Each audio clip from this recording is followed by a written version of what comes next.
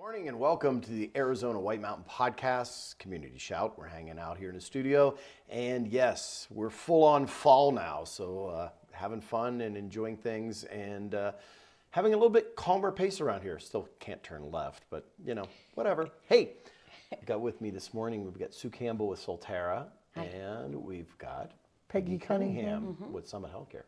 How are you? Good, Yeah? good. Thanks for having us. No problem. So how are things? Currently Solterra is on lockdown, but we are doing everything we possibly can to contain COVID and doing what we have to do. But that's exactly what we should be doing, protecting the people who are the most vulnerable. Yeah. So that Just a few lockdown doesn't cases, mean a bad thing, it means a good thing. You're protecting. Yes, we are. You got the force field on, let's put it that way. We right? do. It's kicking. We do. Can you see it on me right now? And you know what? I having related family there, that's awesome to hear that Solterra is taking the steps to protect We really are. that community. Yeah. Awesome. Yeah. So what do you got today? So, in my position as marketing with Solterra, I've had some questions and I really wanted Peggy to help answer them for me. Bet.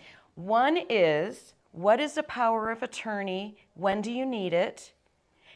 And who needs it? And the other is, please explain what a guardianship is and when someone needs a guardianship. Okay, and we'll start with power of attorney. Okay. Okay, and there are many kinds of powers of attorney, but I think the one we should focus on for this time is medical health care power of attorney. And the truth is, if you're not married and you're an adult and you're not a child, just about anybody should really have a power of attorney so that someone in a hospital that you don't know isn't making the decisions for your health care, that you have someone you've appointed and you trust to make those health care decisions. Okay.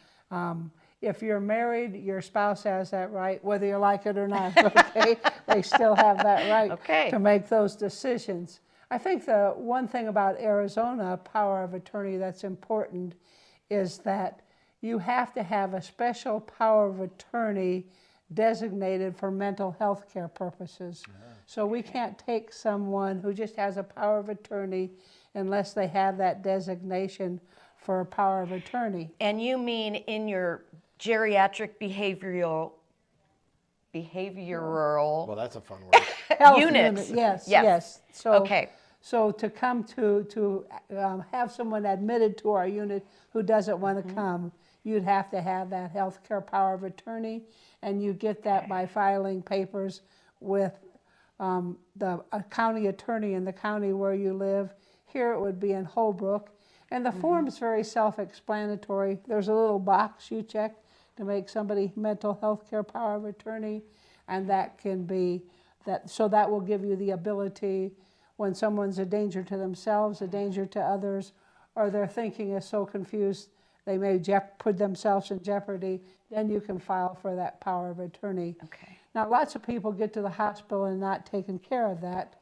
So Arizona has a surrogacy law. So under surrogacy law, if you're willing to assume responsibility for someone and agree to file for that power of attorney within 48 hours, we could admit them to a mental health unit with that surrogacy law. Okay. So then guardianship. Yes, I thought you had to have a guardianship in order to bring someone into your unit, the behavioral unit, if they didn't want to go. Okay.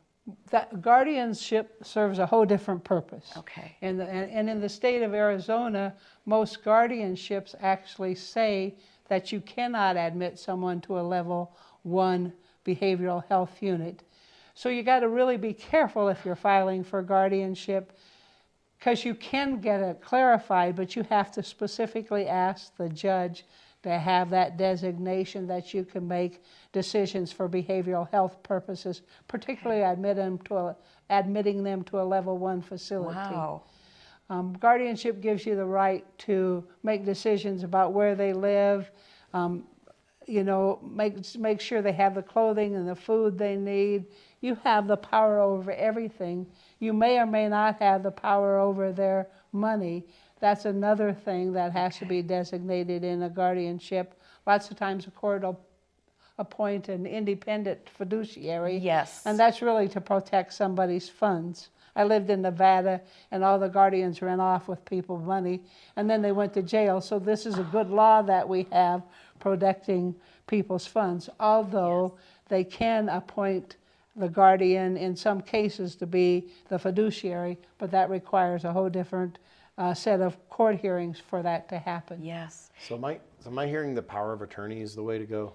For mental health purposes, and even for making sure they go to Solterra and can get the health care needs they met. Okay. Most of the time I would start with a power of attorney. With the mental health. Yes. Oh, Now that you may helps have a lot. one of the reasons you might want a guardian issue if you have a developmentally disabled adult and somebody has to assume responsibility. So that would be a case that you might want a guardianship particularly. Awesome. We actually do have a few residents that are using a fiduciary, and they're living a great life now at Solterra because they were on their own in their homes, not being able to take care of themselves. Right. And so it's a wonderful thing.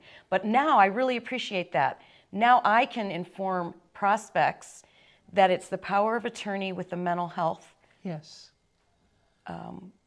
What is it called? Well, it's a Mental health. we'll call it an addendum, although it's just a box health you check addendum. on the form. Okay. Awesome. Thank you. Well, thank you. Is that anything else there? That's it. Just help us take care of those who have mental health problems in our geriatric population because they need us. Yeah. Very good. So Peggy with Summit Healthcare and Sue with Solterra. Thank you very much today. Thanks. Thanks.